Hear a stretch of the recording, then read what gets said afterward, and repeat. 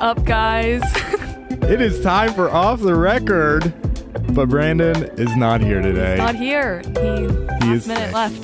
He's sick. Today is the on-screen, on-microphone debut of Intern Emma. Yes. Everyone give a round of applause. Yay. Intern Emma is here. Brandon is sick. He took a sick day today. You were at the worship night. I was last at the night. worship Oh, night. we got to talk about that in a second. But so we had the worship night last night. Brandon was there. He was loaded up on some cold medicine. I don't know if you could tell this. I could not. And I have no idea. I didn't really know how bad he was prior to the service. But I said, hey, you should go up and do like the worship moment, we call it. Like, go up. And he went up there and preached a little word, like a mini word. It was very good. It was normal Brandon. You couldn't tell. And then afterwards, I find out he's like, basically, I don't want to say he was drunk because I think that's a bad thing to say.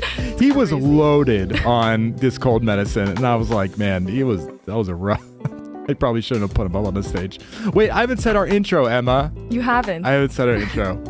Well, hey, what's up? Welcome to Off the Record. My name is Pastor Ed Knoll. I'm Emma Klinger, or Come on. Intern Emma. Intern Emma. And this is our weekly live conversation where we pull back the curtain on church life.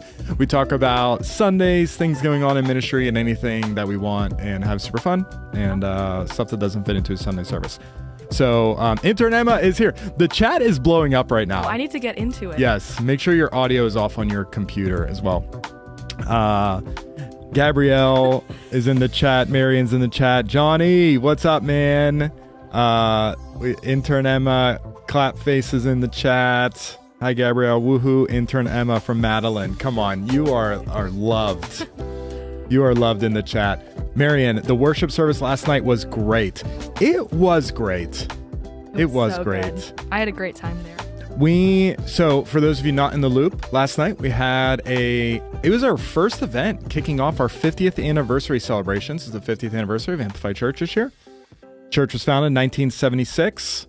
It officially got, here's some trivia for you, Intern Emma.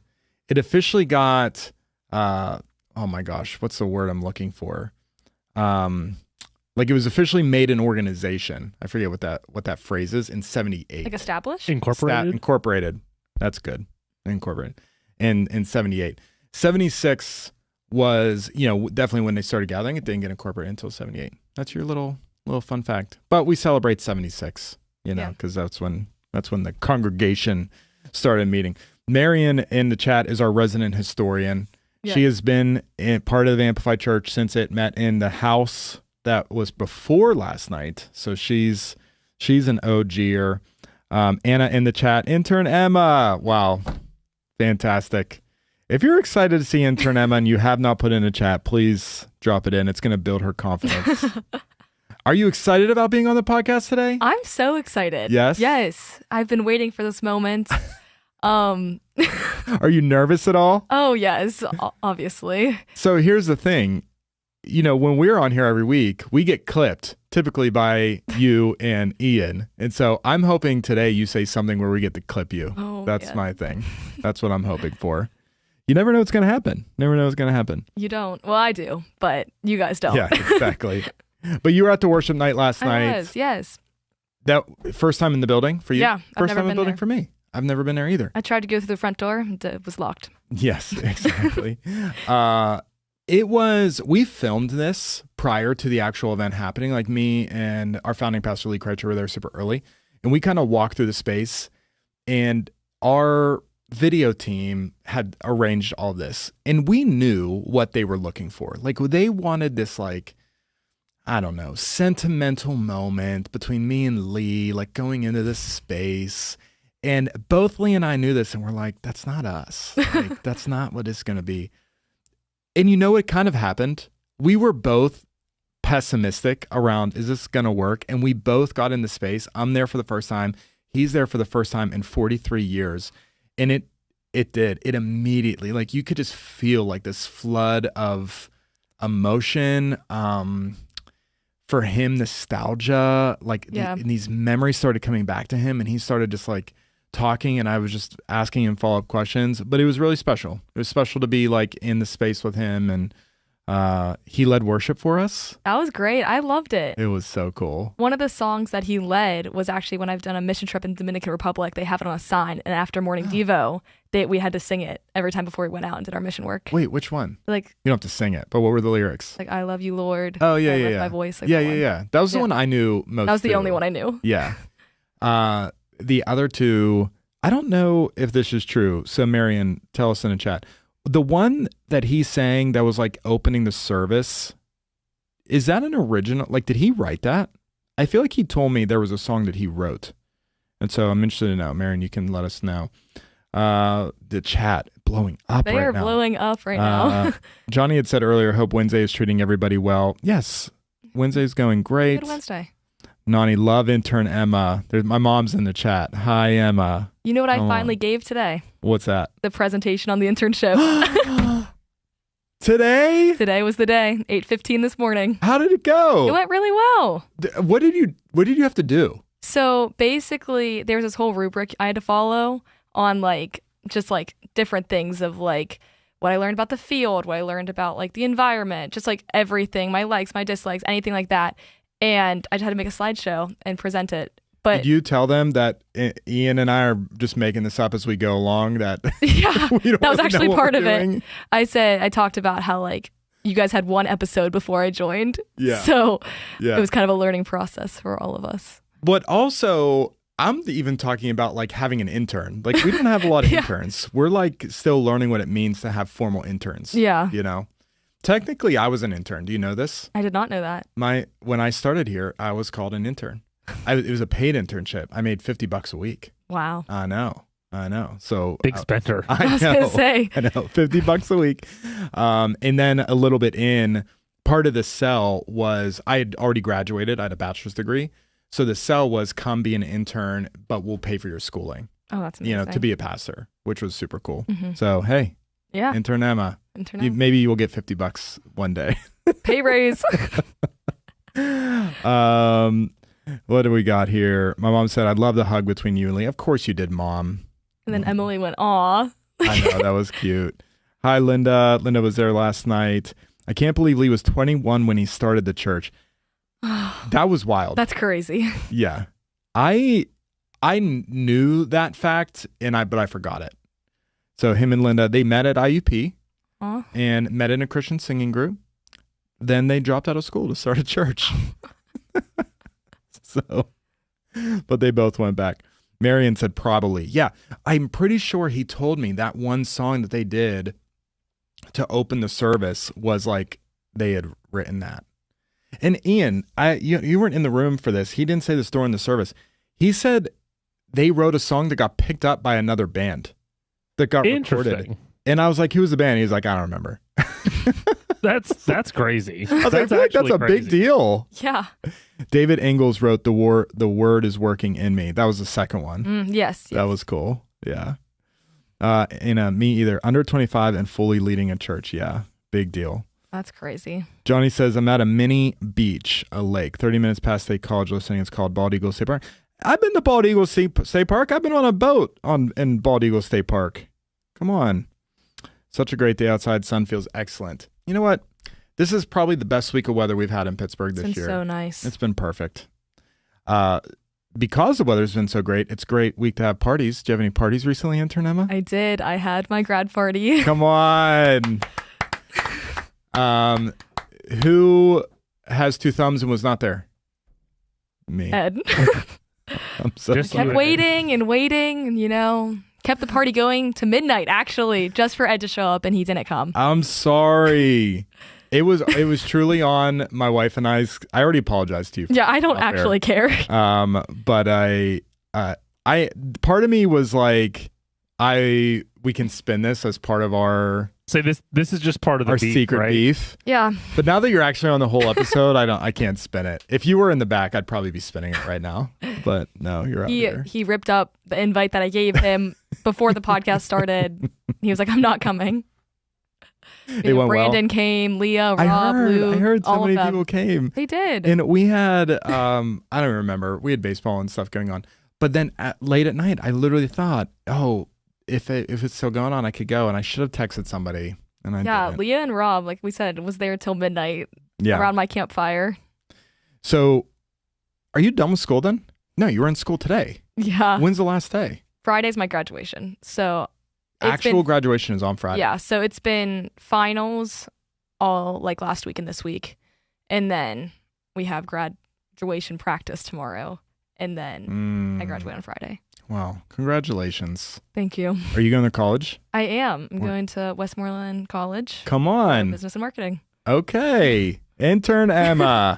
The future, ladies and gentlemen. The future is here. Well, we're very pumped to have you on the podcast.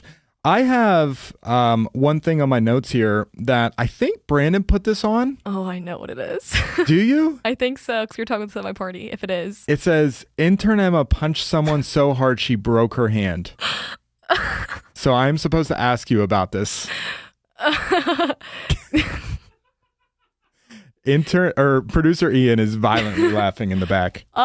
Just the way that she's just like, no, I don't want to get into this. It's a story. You punched somebody? Like, yes, but as we know with the Bible too, we have to read into context. Well, you Okay. have an open mic right now to defend yourself for being violent. Okay, this was back in 8th grade, okay? It's the only bone I've ever broken was my wrist, my scaphoid bone, actually. It was study hall, and we were playing Truth or Dare, and someone dared me to punch them in the arm as hard as I could, and I asked the teacher, and she said, go for it, and I broke my wrist. Oh, okay, that's Yeah. interesting. I don't know why I had it in my mind when we're talking about you punching someone, I pictured you punching them in the face. Oh, That's what I no. pictured. And I could not imagine you actually punching someone in the face. No, but my grandma was actually watching us because my parents were in Hawaii, and I didn't want her to know, so I went to volleyball practice and served a ball with a broken wrist. Oh my gosh. Didn't work out. Wow. But Johnny says, note to self, don't anger Intern Emma. don't mess with Intern Emma. Wow. Yeah. Well, what happened to the person you punched? Did it hurt? No. So you punched as hard as you could, broke your wrist, and it had no impact on the person. No. Yeah, it did not. Interesting. Dang, did you break their arm at least? That's what Gabrielle We can said. say yes. Yeah, I mean, they're not here to defend you. themselves. Yeah, exactly. Right? What was the thing about the Gateway Clipper you were saying before this show started? Oh, what's it called? It's like a senior thing that our school pays for, so seniors get like a Gateway Clipper cruise. Just cruise and eat, I guess. That's fun. So after this, that's where I'm going. I feel like my high school did that too. Probably. I feel like I know some schools around here have their prom on the Gateway Clipper. Yes. Probably not. You're right. I can't recall if it was a graduation thing or if it was a prom thing. Mm-hmm. But when's that? Tonight. Oh, sorry. I missed that. No, it's okay. That's fun. Yes. Come on. Very excited. Have you ever been on the Gateway Clipper? I have not, actually. Has anyone in the chat? Drop it in the chat if you've been on the Gateway Clipper. It's fine. Oh, okay. It's fine. It's a boat. It's a boat. I like boats. Here's the best part about the Gateway Clipper. It's in Pittsburgh, and Pittsburgh's great. Right? And so you're cruising down and you get to see everything. But it's, they're fine. I'm happy to have them in Pittsburgh. I'd rather have the Gateway Clipper than not have the Gateway Clipper. I agree. That's the plan. Yeah. Well, we are super pumped to have you on the show today, Emma. We got some fun things in store. We're going to talk about Cool Church in a little bit. We'll explain what that is. And later on in the episode, we're going to draft our favorite desert island movies. I'm so excited. These are movies that if you were trapped on a desert island, you could watch over and over again. So this does not mean, producer Ian, that it might be your favorite movie of all time. Because I got some really good movies that I wouldn't want to watch over and over, right? So those will be desert island movies.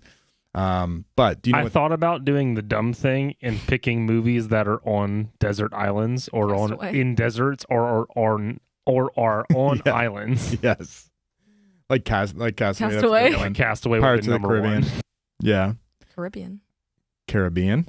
Yeah. How do you say it? It's Pirates of the Caribbean. Like in the movie. I feel like I change how I say it every time. I thought they were two separate things. It's definitely Caribbean. It's not two separate things. Did you say that quietly because you don't want to get clipped? I forget that people can actually hear me on this mic. North for sales. I forget that I'm not back in my seat and people can't hear me. Madeline, Pittsburgh resident of 7 years and never been on the Clipper. Okay. I prefer just Ducky to the Gateway Clipper. What is that? What is that? Is that the giant duck? The ducky boats, isn't it? The time of the ducky boats?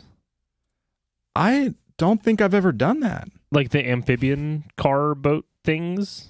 You know what I'm talking about? Oh, that is I don't know so if interesting. I didn't know we had them in Pittsburgh, but I think that's what they're talking about. Yeah, that's very interesting. How does that work? It's a truck, and then it pulls just right in the thing? Oh, yes. Yeah, it's like a boat chassis with wheels, and it just drives into the river. How can it do that? That's fascinating. No, I have never done the Ducky Tour. Have you done a Ducky Tour? No. Interesting. Well, sounds like we have a off-the-record field trip. Oh, I'm down. Ducky Tour. Sponsor? Sponsored. Anyone wants to sponsor our trip on the Ducky Tour? That would be great. We're still looking for sponsors. I wanted to go on a Clipper until Ed's ringing endorsement. It's fine. She's joking because I said it was fine. Oh. Yeah. Ducky Tours, I think. I got stranded on a ducky boat once. Happens. Hey, that's what happens when you take a truck into the water. Yeah. Are movie series included or just a singular movie? Great question. Singular movie. We have already clarified this, Johnny. This will be later in the episode. It is singular movie. So you cannot draft the Lord of the Rings trilogy. You only can draft a singular Lord of the Rings. I feel like even in series, there's always the best one. Right. Or like right. the worst one after they do it for so long. Apparently the Ducky Tours are gone. They don't do them in Pittsburgh anymore. Probably because they got trapped on them. Someone got trapped. And I actually think that is...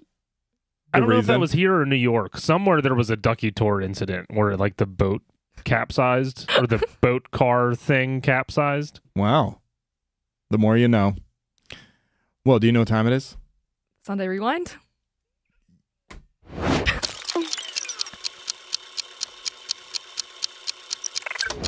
Brandon hasn't gotten it one time. We've been doing this podcast for months. He never knows what time it is. One episode, Intern Emma knocks it out of the park. And then we're only on like episode 23 or something, and Brandon still doesn't know the still flow. Doesn't know. Also, even though he's sick, I kind of expected him to be in the chat. I'm not going to lie. Shows who's committed. Should I call him? Here's the thing. I can't say it. Like, I want to be the friend and say you should be on the podcast, but then it comes across as the boss saying you should be on it. That's not the vibe I like to set, you know? I'll call him. So if you say it, Ian, your friendly coworker. Your friendly coworker. You could say it. Johnny, beautiful transition. Intern Emma, ladies and gentlemen. She's crushing it. She's crushing it. Wait, since you're graduating, when's your last intern day? I don't know. Are you gonna ever formally graduate from being intern and just be volunteer Emma, who volunteers for the podcast? I was gonna say, like, my internship was only 9 weeks for here. Like, I'm already not interning here right now. Wow. So you're volunteer Emma. I guess now. I'm volunteer. It doesn't have the same ring to it. It doesn't though. have. Yeah, I like intern Emma. It's way better. Yeah. So I said, yeah, as long as until you kick me out, I guess, or my schedule doesn't align. Got it. I love that. Well, it is time for the Sunday Rewind. You skipped church on Sunday. That's what I heard. You have two churches. I do. I was at the senior appreciation service for my family's church. Aw, that's so nice. We're honoring seniors this Sunday. Are you going to be here? I think so. Wow. So you're double dipping. You like to be double honored. That's why you have two churches. Is that embarrassing? No. Well, we are honoring seniors this Sunday. I forgot about that, actually. I'm super pumped about that. So we'll be praying over all of our high school seniors graduating. I don't know how many there are. I was going to say, I don't know how many like consistently come on Sundays. Yeah. So we'll see. I guess we'll see. We will see. But this past Sunday was a really amazing Sunday. We wrapped up our Truth Be Told series. Were you at any of the Truth Be Told weeks? I was. Okay. You don't have to give empty platitudes here. What did you think about approaching the sermons intellectually like that? Oh, I love it. Did you? Yeah. Okay. I love apologetic series in general. Yeah. I love studying apologetics. Okay. So I was all for it. I was at the first week. Okay, got it. We got a lot of positive feedback So actually, if you're in the chat, you feel free to give feedback on that. I think I've said this on the pod with Brandon. It was a little stretching and a little challenging because I do feel like we were pulling in more information and context outside of the Bible to help give context and weight to what the Bible says. Yeah. And that took a lot of research and writing, and then to be able to say it clearly and concisely. And some of these things are really big, lofty concepts, so to try to like bring them down. It had a more challenging rhythm to it than if I was just reading the Bible and trying to teach exactly what it says. Which I felt like that was good because I feel like for non-believers, one of their like biggest things is always like, oh, you're always getting information from the Bible. Like you need to bring in other stuff. So I feel like the fact that you brought in like even like the ratios or like the percentage things or other documents and stuff like that really probably like helped seal like the approach on why we believe what we believe. I had someone just call me this morning about, and I used this as an example one week, maybe it was week 1, and they were asking me about they're having some challenges with their son who's postgraduate, believed in Jesus while they were in high school, then went to college and finally started like thinking critically about their faith, and like their faith fell off.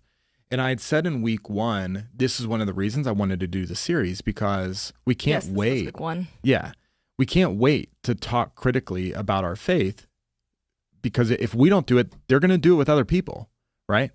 And then they go off to college and people, there's more of probably a secular view in most colleges that you would go to. And the arguments are going to be made more strongly against God, right? So it just opens up the door for people to let go of their faith more easily. So we have to be able to talk critically about our faith now. So, yeah. And I think it's good to encourage asking the questions because I feel like even like in high school, like you said, going into college, sometimes people will be like, oh, don't ask those questions. But then the fact that we ask questions give us the answers that we're looking for. So later when people are debating us on the topic, we have answers. Yeah. So we're not like, I don't know. Did you grow up in church? I did. Yeah. Okay. Because we critiqued your sermon last week, which again was very, very good. And you had you came across as someone who, even for 18 years old, really had an understanding of the word. Yeah. So I'm guessing I already know the answer to this question, but are you nervous about going to college where there might be more of a presence of less faith? I would say yes. I would say like in a sense like of just like I feel like anyone moving into like the next chapter of their life. Yeah. Yes. But I would say like in the past, like I'd say 2 or 3 years is when I've actually started taking my faith really seriously and like dove into apologetics and all that stuff. But that's just how high school was too. That's true.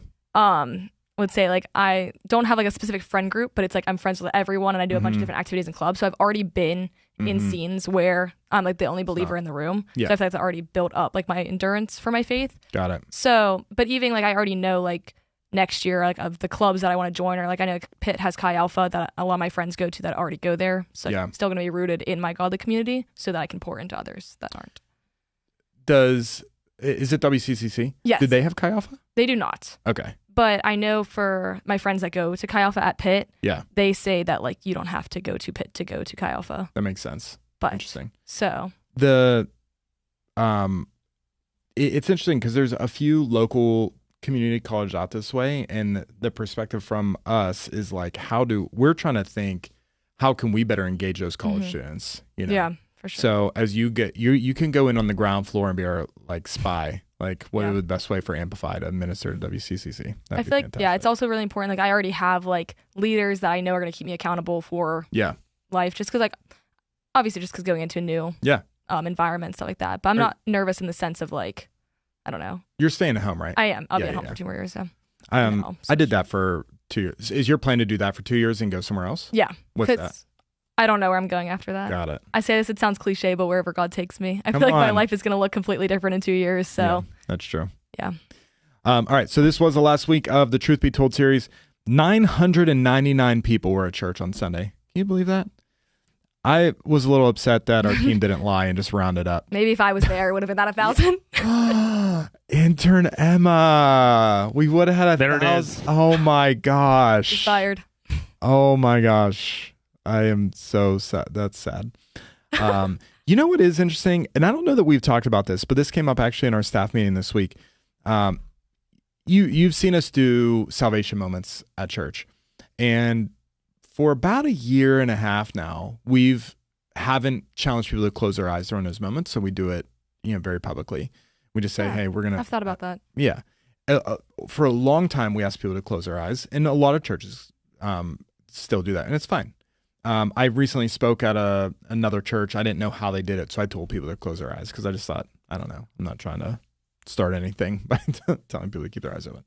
So we've been doing that for a while now. And I actually like it better because I feel like this is a huge step of faith for people. And it's like, let's be bold about it. This is the thing and we're going to celebrate it. What is interesting though about it is it's so hard to see if people are actually doing it. And every time it happens, I'm on the stage or Brandon's on the stage and I see one hand or two hands, right? Sometimes I don't see any hands, and Brandon and I were just talking about this, and Nathan, our worship leader, stands a little bit farther back than us, and he has a much better perspective of the room. And he was challenging Brandon. Brandon was sharing this with me for him and I to watch our language there, because when we insinuate that we only see one or only see two or don't see any, the reality is there are always more hands being raised than we realize. Mm-hmm. We just don't see. This past weekend, 10 people gave their life to Christ. Unbelievable, right? God. Like so amazing. I only saw 2 hands. And Nathan's point to us was, don't, I didn't talk directly to Nathan. Nathan talked to Brandon, so I don't want to put words in his mouth. But just to be careful what we say there, because I could be insinuating that not many people are raising their hands. Meanwhile, 10 people are giving their life to Christ right now. And this is the party in heaven. This is the biggest moment of their life. And the guy on stage is acting like, oh, not many people raise their hand. And it could actually make the person raising their hand feel, am I not seen? Does my decision not matter? Whatever the case may be. Hopefully they don't feel that way. But I thought that was such good feedback from Nathan, for Brandon and I, and, we're who we are, but like we still got room to grow and learn about how we're presenting things on stage, and just to present that in a better way next time, every time we talk about it. Yeah. Because I have noticed that at youth we do close our eyes, but then on the main service we don't. There's no right or wrong way. Yeah. I think that's a good perspective to have. There was a recent day when I said, I don't see any hands, but I know people are making this decision, so we're going to pray anyways. Mm-hmm. And afterwards, the team came back and said, there were multiple people that did it. So it's interesting. And I know there are people in the room who, because we have their eyes open, they're like, everyone wants to see, because they want to celebrate, not in a weird way. Like they want to celebrate with people, but then you don't see it, And so I think for everyone in the room that's watching, when you're in the room on Sunday, I think it's a good perspective to have. You might not see the hand, but have faith that someone has their hand up, and let's lean into the moment. I'll tell you what we will never do. We will never lie and say people have their hands raised and don't have their hands raised. Sure. So I'll be honest. If I see a hand, I'll see a hand. If I don't see a hand, we're not, I'll say that, but we're still going to pray. And every week we're going to have faith that that's going to happen. So we had 33 baptisms on Sunday. Come on. Amazing. Gave their life to Jesus, or made their faith public through water baptism. Have you been baptized? I have been baptized. Come on. I was baptized in a lake. Really? Mm-hmm. Which lake? At Camp Allegheny. Okay. That's fun. Yeah. How old were you? I was in 6th grade. It was the summer going into 7th grade. Got it. Yeah, we had 33 baptisms. I think about 10 of those were spontaneous. Like they decided in that today. Isn't that crazy? That's amazing. I don't know who it was, but I saw this one guy. He had to be late 40s in his 50s. I don't know if he was spontaneous, but he rolled it into the tub in like a polo shirt and jean shorts. And I'm like, come on, baptized in style. I know. Like I'm always, those moments I think just stir my faith so much. Right. Cause I think people get intimidated about having to get fully submerged in water in front of everybody, right? And then my clothes are going to get whatever. Yeah. We provide other clothes if you want to go get changed and get shorts or whatever. Like we have all that. But I love this dude. Just rolls in and he's like, yeah, I'm going public with my faith. Isn't that so cool? So it was a really great Sunday. This week we're starting a brand new series called Summer in the Psalms. Ooh, okay. Summer in the Psalms. So it's going to be a fun week. Brandon, assuming that he's alive, is he's going to be kicking off the series. So should be fun. Do you know what time it is now? The cutting room floor. Cutting room floor. I forgot what it was called.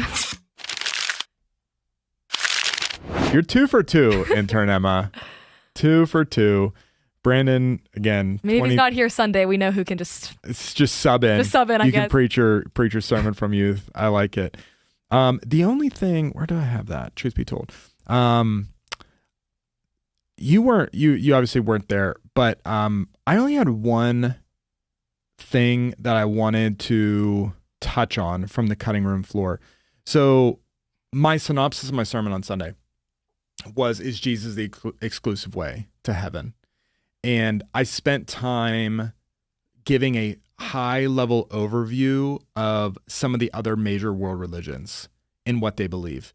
And specifically, I was trying to debunk this idea of all religions lead to the same God. Have you ever heard that? Yes, I have.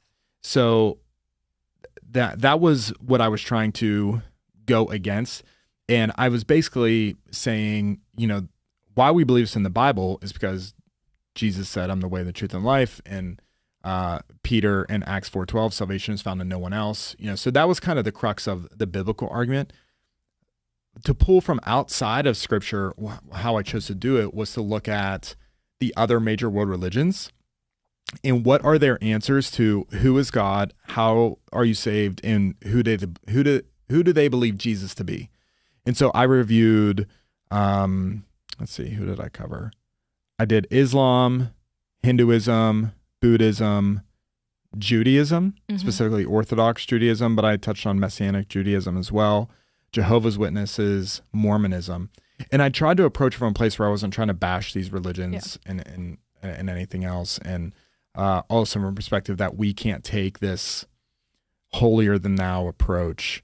And a quote that I said, I got this from my barber, by the way, who's a believer. He loves the Lord. He told me this quote. He said, you can't be mad at a blind person for stepping on your toes.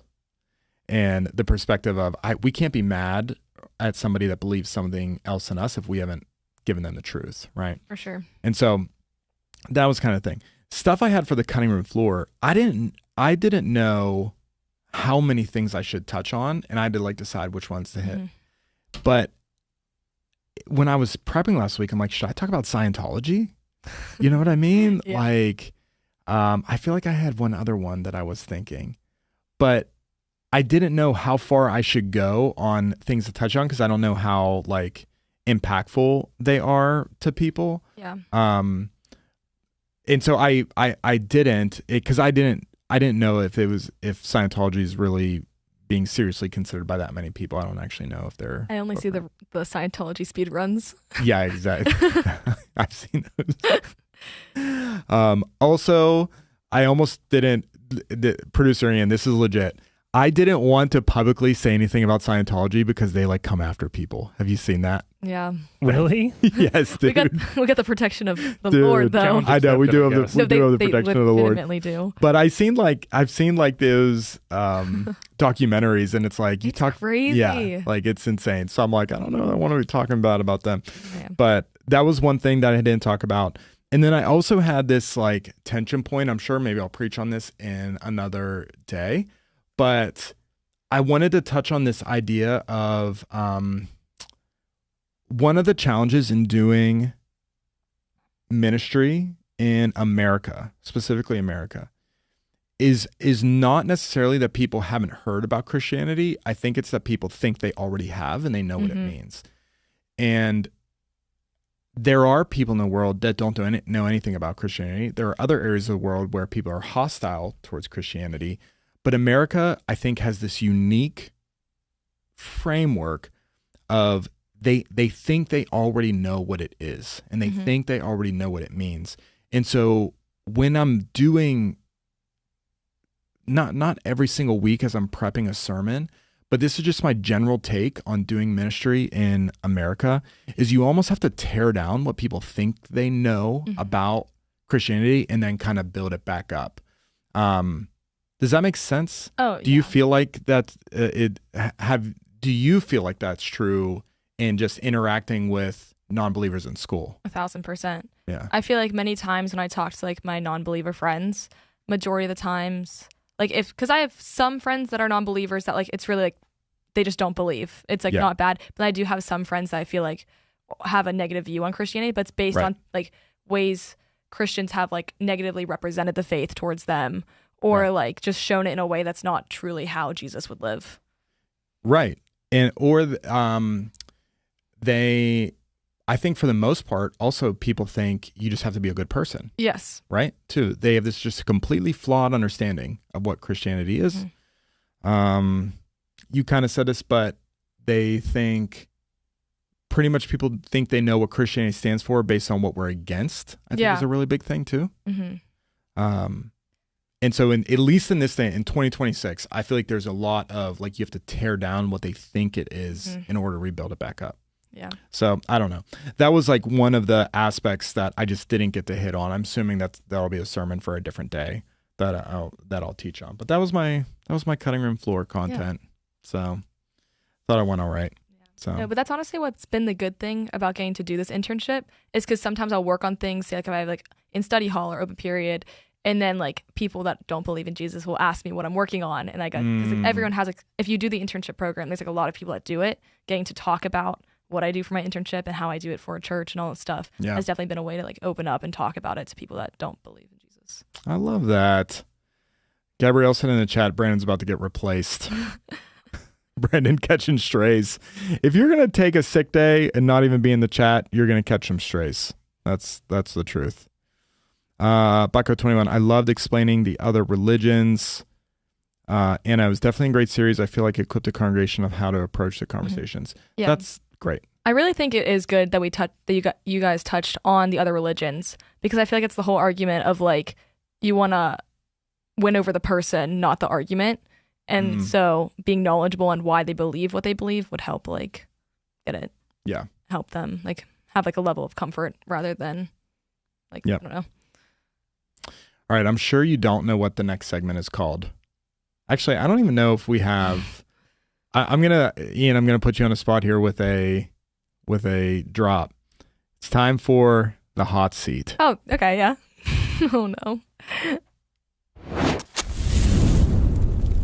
I knew this was what was next. So typically when we've done the hot seat, it's been a hot seat related to the individual. Yeah. That's not how we're approaching it today. Okay. I'm approaching today as you are now standing in as the de facto representative for your entire generation. Right. No pressure. None at all. Okay. And I sent you a reel earlier. This was actually something Brandon and I were going to talk about. I actually think this conversation is going to be better because you're doing it and not me and Brandon. Truly, I believe that. I sent you this reel earlier about on Instagram. And the concept of the reel was that, quote, cool church, end quote, is dead. So I know what I think cool church means. I've been doing full-time ministry for a long time now. And so I've been to many church conferences about how to do church. So a lot of stuff. You're 18-year-old, soon to be senior or graduate, grown up in church, baptized when you were going into 7th grade. When you hear the phrase cool church, what do you think of? Like, what comes to mind when you think of cool church? I honestly don't know. Okay. I don't know. No, fine. What would you guess if you could have said? Like if someone's like, "Oh, we're a cool church," then it's like I assume it's from like an older person. Be like, "Oh, we're so cool and rad." Okay, so. But if it's coming from someone like in my generation, then it'd be like actually cool. Okay. So if someone your age said a church was cool, it would matter to you. If someone older said it was cool, you think it's yeah, because it's kind of like what the reel talked about. I feel like. So the phrase cool church, for me as a person that does full-time ministry, there was a season that the phrase wasn't used to say, hey, you should try and be cool. But now looking back on it, it was this season of ministry that I think has now been defined as like a cool church era. I've never heard of that before. Okay. So I would say this was roughly 2012, 10 to 12. So I was 3 or 4. Yeah. This is probably my era. Yeah. I feel like I know what you're talking about, though. It definitely is Ian and I's era. Well, Ian's even, 10 years younger than me. But 2012, maybe to 2020. No, I get that. I get the vibe. And the things that defined cool church era, okay, were maybe bringing in secular music into the service in some creative way. Maybe it was as like an example or something. There definitely was a trend of pastors had to almost look cool and dress cool. Yes. Okay. Yes. Is this okay? I'm getting the vibe. Okay. So that was that season. All right. I'm saying 2020 because it probably was starting to phase off. Yeah, but COVID was like a reset for everything. Yeah. So it's probably a natural ending point. But that's what it was. And during that season, honestly, it worked. We did that here. Like that was our strategy of ministry at Amplify. We would do a secular song in every service, and we wouldn't do songs that had like bad language in it. Oh yeah. But they would be songs that we could play, and our band would play them, and we would always incorporate it into the sermons, like in some way. Like we would like go tie it into the opener or something like that.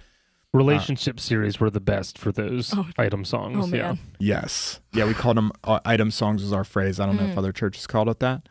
But it was very well received. People loved it. People loved it. Now, I don't see people doing that really at all. I saw a different reel about this kind of too. If we did a secular song on a Sunday, what do you think your general demeanor would be about it? You can say good or bad things. I feel like I would just be really confused. Yeah. Because like, I don't know. Me and Ian were actually talking about this before about how there are some secular songs that we feel like can be brought into a Christian setting. Like I said, like the song From Now On from The Greatest Showman. If you listen to that into a Christian perspective. That's a perfect example. It would be like a generic song that we could twist. The Climb. Yes. Yes. That's exactly how we would do it. I just feel like, I don't know. I feel like maybe if it was on one of the youth nights, it'd be a little. It's just out of the ordinary. It's just not what we do anymore. So I feel like it would just be something I'd have to get used to. Yeah. Well, I'm not asking because we're gonna do it. No, yeah. But I would say at the time, churches we weren't saying we're trying to be cool. We would say we're trying to be like culturally relevant. Yeah, you were trying to like get the kids in. Yeah. Relate to their level. Yeah. Yes. But it also was attracting. The 30, 40-year-olds in that time too. Like, I think everybody was kind of for it. Like, what's the difference as the official representation of the Gen Z? Yes. Yeah. How does it cross the line sometimes when a church is trying to be culturally relevant versus just trying to be cool? I feel like whenever the cultural relevance becomes a distraction from the main goal of what you're trying to approach, like if you're doing like a secular song, say, and now what people are walking out of service talking about being like, oh, I can't believe they did that song. That's not the point of what it is. So if like the main topic of conversation after service is not about Jesus or leading to how I grew in my faith stronger or how this helped me through this specific season, I feel like that's whenever it crosses the line. Can we get a clap for that? That's perfect. It's perfect. I agree 100%. Okay. So there was this theory behind if we can do church in a way that is liked, people will like it more, and then they will invite their friends more. So what is the thing today that makes you feel like I appreciate what's happening in a church, and therefore I'm going to invite my friend to it. Like, what could a church do today that would spur you to say, I really want to bring my friend here? See, I'm trying to think, because, like, honestly, like, I love how youth is ran. Mm-hmm. So I'm trying to think, like, even if you had, like, I'm trying to think, like, the Christmas party that we had, Mm-hmm. or, like, the fall nighter, things like Mhm. that. I feel like those are good events to get people into it.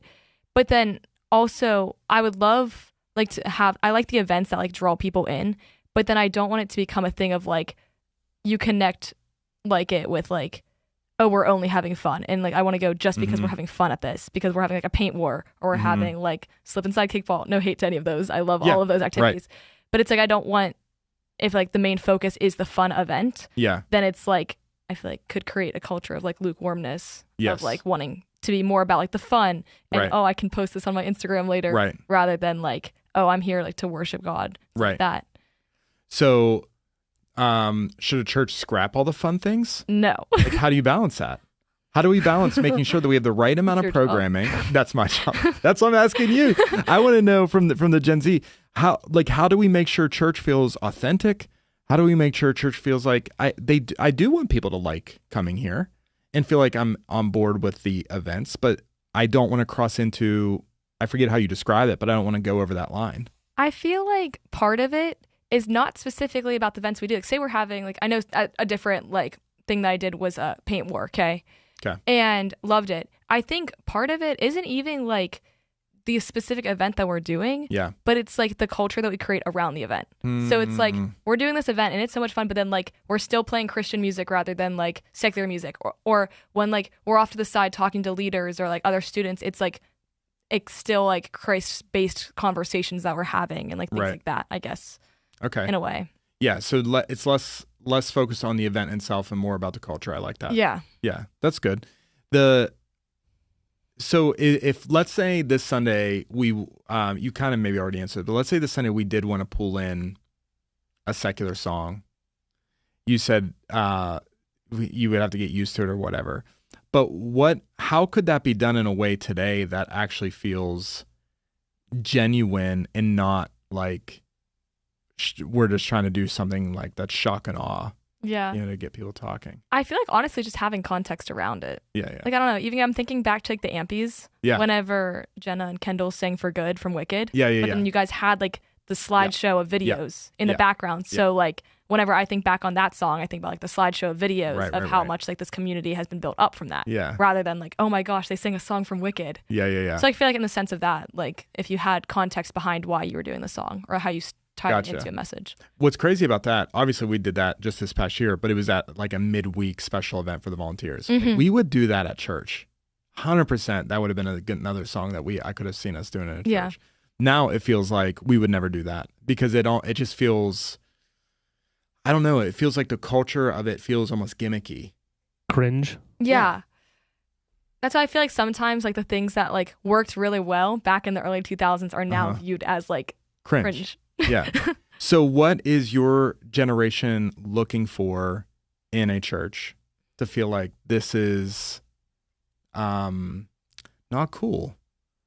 This is what's the word? What is the next generation looking for?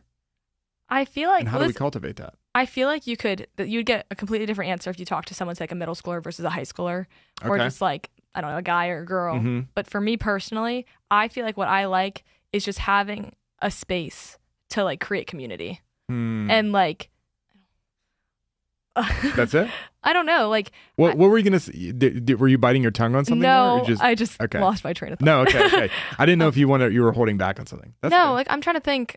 Again, this is the hot seat for a reason. I know it is. I was not given these questions before at all. You were not. I'm trying to think. Like, just a place to, like, Place to worship belong? God. Like, I don't know, like, to respond to, like, but, like, even what I noticed is, like, what part of the reel talked about was, like, oh, like, the older people pretending to like the things the kids like, even though it's not part of the generation. But me, I've always been a person that has, like, looked up to people that are older than me, or, like, hung out, like, a lot of my friends are older than me. So, like, for me, I never really wanted, like, unless if the leaders are, like, actually into it, then that's fun to talk about. But I've never really want someone to pretend to like something just because I liked it. I always thought it was really cool to hear what the older people were interested in and like get the wisdom from them in that. So I feel like having a balance of like just like I don't know, the authenticity of it all and like not playing it up. Yeah. Which I feel like you guys do really well. Am I cringe when I do clock it? Is that cringe? I don't think so. I mean, I've never done it on a Sunday. I was going to say, it's like I feel like a bit at this point. It's not actually doing it. My Katie will yell at me when I try to say Gen Z slang on Sundays. But I never try to do it intentionally. Sometimes like something just comes out. Yeah, I feel like I think just the whole thing you want, like I feel like our generation also as a whole has just become, well, I don't know.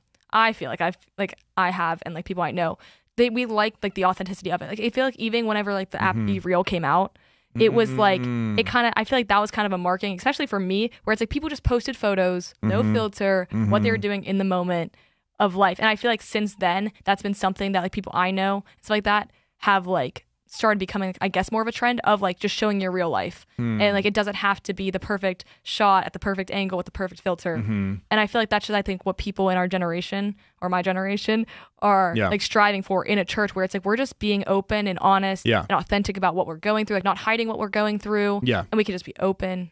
Just again, I guess the word's authenticity. About what's going on in our lives and like the true culture and like meaning behind why we're doing what we're doing. Like these are the worship songs, but like this is why we're doing these worship songs. This is why I curated this message the way I did. I feel like this is just my own feedback, and I am no expert on church culture trends. But we gotta finish up because we got to get to the draft. But in the cool church world, what I feel like has been a next shift, like obviously there was a shift away from doing all these intentionally things that we thought were cool that now people would think are cringe to get people to like church or whatever. Now I feel like there's been this shift away from, like, we have lights and we have fog and we have, big worship sets, I feel like there's been a trend towards I don't know how to describe like stripping it away in a stripped down service. And then to the point that I think people were like doing side eye looks at the churches that were still doing church the way we're doing it. Is the stripped down thing still feel like that's what people are seeking after, or is it both and? Is it? I would say there's a time and place for both, honestly. Like, because I've talked about this with other people before, where it's like there's been times that I've had such like feeling God and the Holy Spirit move at like say a real like Brandon Lake concert, I don't know, something like that, or it's like on a Sunday morning with all the lights, all the fun stuff. But then I also feel like there's been times where I've felt the Holy Spirit move when I'm sitting around a campfire with one person playing an acoustic guitar. Yeah. So I honestly think both are good, and they both have their spots on when they can. Like God's gonna move no matter if you have one guitar or if you have all the lights, all the in-ears, all that stuff. Yeah. So I honestly think both are really good, and I enjoy both at different times. Yeah. I feel like what I've seen is there was this trend towards the stripped down feel, and it feels like there's just been a not a turn away from it, but exactly how you said, time and place. It's good, and what we're doing is not good. But the question would be, why are you doing the lights? And what is the purpose behind them? Are you using them tastefully? Because you can, we have seen experiences where people even go overboard with their production models, and I don't know if there's some sort of theory that Ian and the team has, but when I talk to the volunteers about production efforts, I'd rather have this perspective that production is almost trying to get out of the way. Like the goal is not to be distracting. It should be supplemental to the experience in a way. Yeah. But certainly you could use it to say, we're going to have big lights and big screens because it's cool to have big lights and big screens. It's like, even like I talked about this with someone else, like the concept of like, say like for example, say Catholic churches, they use like a lot of like stained glass and stuff like that to decorate and make the place look good. But then if you're having like a stained glass window that's making the sun shine exactly into your eyes, so you're distracted from the service, that still can be bad. I feel like that's the same way as like lights. That is a really great example. I love that. Final question. What is the biggest thing that the next generation is seeking from church? The institution of church. Like the church building? The establishment. You said authenticity earlier, and you can repeat that. That's honestly like I would say the biggest thing of it. But like it's gonna sound so cliche, but like just a place of home, like a glimpse of what heaven's actually gonna look like. Just having people be open and honest about what's going on, having people that truly will be there when you need it, and like I don't know, having pastors that speak out of like the heart of what God is calling them to do. Yeah, and just a passion, I guess, for God, having hearts that are on fire. Intern Emma, ladies and gentlemen, on the hot seat. You crushed it. Well, everyone, it's here for the moment you've been waiting for. It is time for our Desert Island Movies draft. I don't have a thing. Oh, The worship night kind of knocked all that momentum out for me. You've had a busy 2 days. Yeah, it's been nuts. Yes. Producer Ian, everyone. Producer Ian. I did highlight the production team very briefly last night. It's probably impossible for us to communicate what they did to pull off that event last night.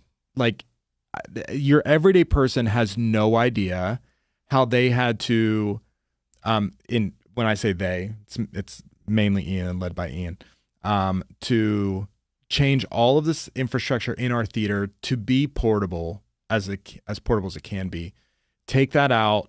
Even though we're just driving across the street, think about every single item they are going to need in order to set up a full functioning, working, portable system. And even when we were at practice, like, oh, we need another 1/4-inch cable, and someone would run across. Like, it's almost impossible not to, to get everything. Yeah. But truly kudos, Ian, to you and everyone else that put that together, because that is, it's it's impossible to describe how difficult that is, and you guys pulled it off honestly flawlessly. There was like no problems last night. As they say, there was so many problems, but nobody knew. Nobody about knew them, about so that was great. Yeah. say this for musical. We only tripped the building breakers like 4 times. Is that why the lights went out? So there was some faulty outlet that we kept having issues with. Yeah, so that one light that went out, that was why. Got it. But before anybody came in, we tripped the breakers like 3 times, and we couldn't figure out why. Okay, it is time for our Desert Island Movies draft. Let's go to the randomizer. I'm not plugged in, so I will just show. We believe Emma you. on We're the not screen. like Brandon, who's skeptical. Yeah. Emma, Ed, Ian, randomize. Oh. Emma's first, followed by Ed, followed by Ian. Are we doing 3 or 5? Let's do 5. All right, we're gonna have to keep. We're rapid fire. Fire. But we'll see. We might go a little long. All right, Emma, you are up on the clock. Desert Island Movies. Okay, my top 1 is Grown Ups. Okay. Grown Ups. Dang, I forgot about that. So starting off with a comedy. Need a comedy. These are movies I could watch. I don't think I've seen Grown Ups. It's almost like up there with like classic Adam Sandler at this It point. is. It is. But I don't think I've seen it. Came out in 2010. Yeah. Dang, it's that old. Oh my Yikes. gosh. Wow, interesting. These are really going to be revealing about what we like. Also, Ian, people in the chat are giving you kudos. Production for the win. We have an amazing production team. Thanks, guys. I know. Ian's amazing. And your whole team. I'm gonna go. Dude, I'm just going with what I like, man. I'm not trying to win a vote here. It's about the authenticity. It is the authenticity. I think we're all on the same word. page. We're not going for the, who's everybody going to vote for. Right. I am going with the 2000 classic starred by Keanu Reeves. It's called The Replacements. It is a football movie. Never seen it. Me neither. That movie it's a comedy. That's a movie that if I put on right now, I could recite every line sort of movie. You said Keanu Reeves, and I literally thought you were going to pick Matrix. No. That was the only thing I could think of that he's done. No, Replacements is definitely like my guilty pleasure movie. I will put it on when I'm happy, when I'm sad, when I'm sick, whenever I put it on. It's fantastic. All right, Ian. So I get the 1-2 here. Mm-hmm. So I'm going to go Inception as my first, and then Interstellar as my second. That's good. That's crazy Inception and Interstellar. Love those movies. They're both like really good. break your brain movies. Like you watch them and you're like, I don't know what happened. Mm-hmm. See, and that's why I don't know that I would want that on a desert island. You're already going crazy. I could watch them repeatedly. Like the music is insane. Like both of them, I believe, are both Hans Zimmer scores. Incredible scores. Cinematography is just immaculate, and the stories are just they're so big stories that like I could watch them over and over and over again. Ian already won the draft. That's the thing, though. I had a feeling Zach would. I was going to say those two, and Zach was going to back me up 100%. This is crazy. You guys would watch those movies over and over and over again? Like if I was already going crazy on a desert island, I wouldn't want to watch a movie that's going to make me go crazy. Yeah, I want something light. Like if I'm stuck on an island, fun. Yes. Maybe I would learn how to get into my dream inside my dream inside my dream on the desert island to pass time. Okay. All right. Well, I'm going with another football movie that, again, just absolutely love. I'm going Remember the Titans. Remember the Titans. Thomas Carney said 100% he would watch them over and over again. If I'm going crazy in his way, then it might as well. They're going to need a mission trip in of themselves. Linda said Major League. Major League is a fantastic movie. Have you ever heard of Major League? Yeah, I expected that. I also don't regularly watch movies. I want to get better at it. Okay. But all right, Emma, you get back-to-back picks for your second and third pick. Okay. This is kind of similar vibe, but I'm going with The Parent Trap. The Parent Trap. Oh my gosh. Original or freaking Lindsay Lohan? It's Lindsay Lohan. I think. Isn't that the original? I thought that was the original. The one with the ginger girls.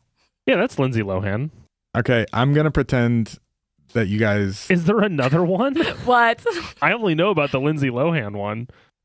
I mean, you guys, the Parent Trap is a remake. The original came out in 1961. Oh, dang. Okay.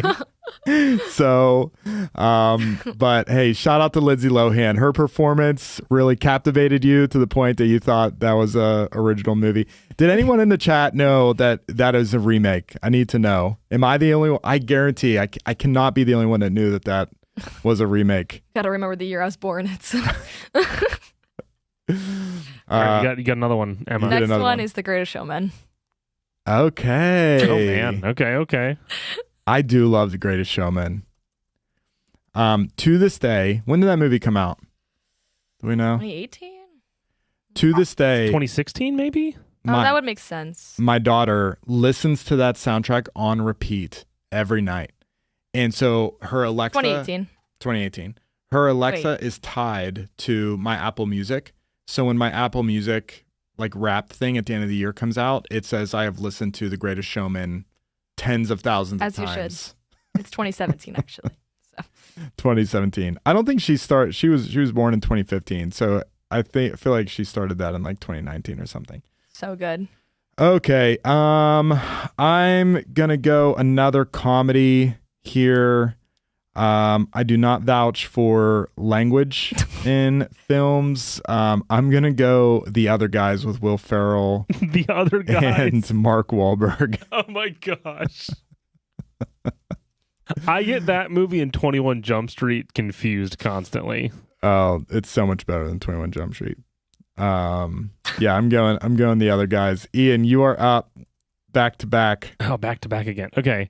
I'm gonna go comedy. And again, I'm not going for the popular vote, although maybe it is the popular vote. I'm going to pick Monty Python and the Holy Grail. I think that is a classic. That is a classic. And dude, you're going for the win here, man. These are my favorites. Here. So, I have a list of 10 movies that I'm trying to pick from now because I just wanted to get those 3. I'm going to pick something of a little different genre. Actually, no. I'm going to change that. I'm going to go for a more mainstream pick here, and I think this is the best Star Wars movie that has ever been made. I'm going to go with Rogue One. Okay. All right. He's going to win. I already know it. Never seen any of the movies he's said yet. I am so sorry. Someone just did a project on Interstellar, though, so I know a little bit about it. All right, I'm going with a 90s classic. I'm going Jurassic Park. That's good. I've never seen it. That's a good pick. You've never seen Jurassic Park? Dang, Emma really needs a movie. I appreciate you saying it was good. Everybody in the chat, submit all the movies that Emma apparently needs to watch. I need to watch this. I've been on the ride at Universal. Okay. If you haven't already, please drop your Desert Island movies in the chat. We need to know. Okay. Who's up? Me. Emma. Emma's up with 2. These are your final 2. Oh, gosh. Okay. So far, you have Grown Ups, The Parent Trap, and The Greatest Showman. Okay. My next one's The Sandlot. Okay. The Sandlot's great. The Sandlot is a solid movie. Yes. And then my final one is Tangled. Oh, that's so good.